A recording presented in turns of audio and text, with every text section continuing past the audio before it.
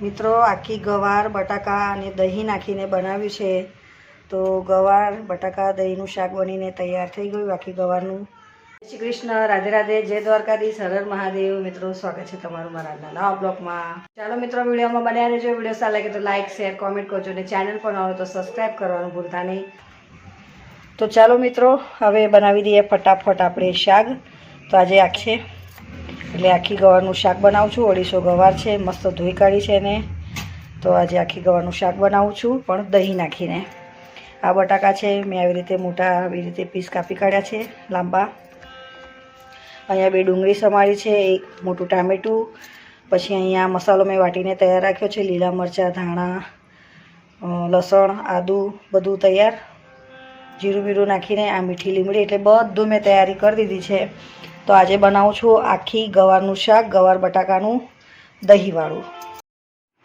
મિત્રો કુકરમાં મેં થોડુંક તેલ ઉમેરી દીધું છે અને અંદર હવે ગવારને બટાકા આપણે તેલમાં થોડું સાતળી લઈએ. આવી રીતે ગવાર બટાકાનું દહીંનું શાક ખૂબ જ સરસ બને છે. તો જોઈ શકો છો, હવે થોડું તેલમાં એને શેકાવા દઈએ આપણે. તો જો એનો કલર પણ થોડો ચેન્જ થઈ ગયો ગવાર અને બટાકાનો. હવે અંદર થોડું પાણી ઉમેરી દઈએ, મીઠું ને હળદર નાખી દઈએ અને 2 થી 3 જ સીટી વગાડી લઈએ કુકરની. તો જો આવી રીતે ગવાર બાફીએ છીએ તો ખાવામાં ખૂબ જ સરસ લાગે છે ગવાર. તો ગવાર બટાકા દહીંનું શાક બનાવું છું આજે આખી ગવારનું. તો આ દહીં લીધું છે, પણ થોડું ખાટું દહીં છે, બહુ મોરું પણ નથી અને બહુ ખાટું પણ નહીં, મીડિયમ છે. અને અહીંયા કુકર મૂકી દીધું છે. 2 સીટી વગી જાય એટલે આપણે આગળની તૈયારી કરીએ. તો 1 ચમચી મરચું, અડધો ચમચી ધાણા પાવડર, થોડી હળદર, કેમ કે બાફામાં હળદર નાખી છે એટલે બહુ હળદર નથી નાખતી.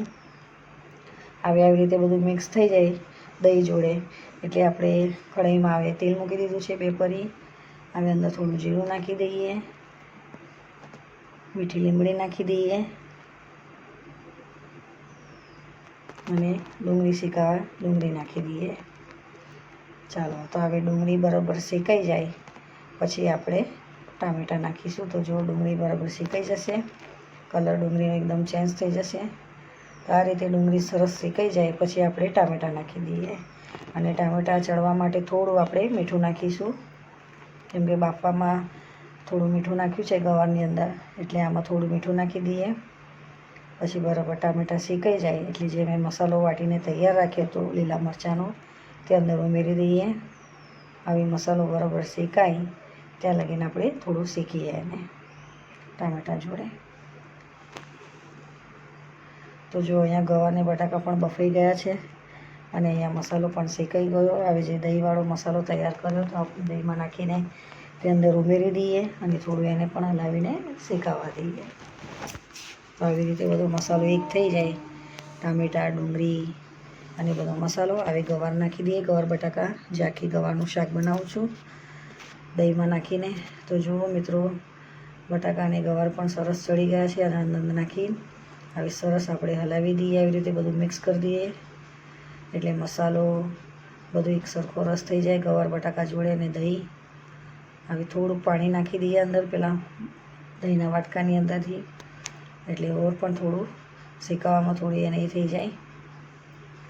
તો આવી રીતે સરસ મજાનો મસાલો શેકાઈ જાય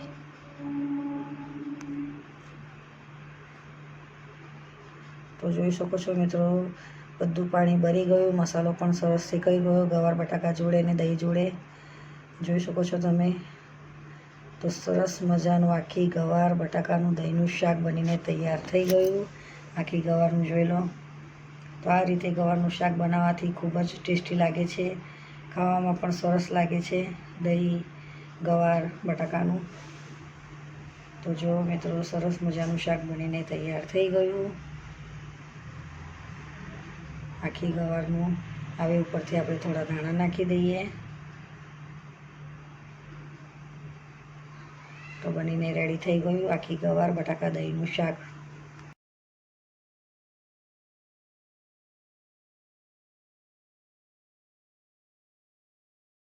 મિત્રો આખી ગવાર બટાકા અને દહીં નાખીને બનાવ્યું છે. તો ગવાર બટાકા દહીંનું શાક બનીને તૈયાર થઈ ગયું આખી ગવારનું. તો મિત્રો તમે જુઓ, સરસ મજાનું દહીં ગવાર બટાકાનું શાક બનીને તૈયાર થઈ ગયું. તો મિત્રો વિડીયો સારો લાગે તો લાઇક કરજો, શેર કરજો અને ચેનલ પર ના હોય તો સબસ્ક્રાઈબ કરવાનું ભૂલતા નહીં. જય શ્રી કૃષ્ણ, રાધે રાધે, જય દ્વારકાધીશ, હર હર મહાદેવ.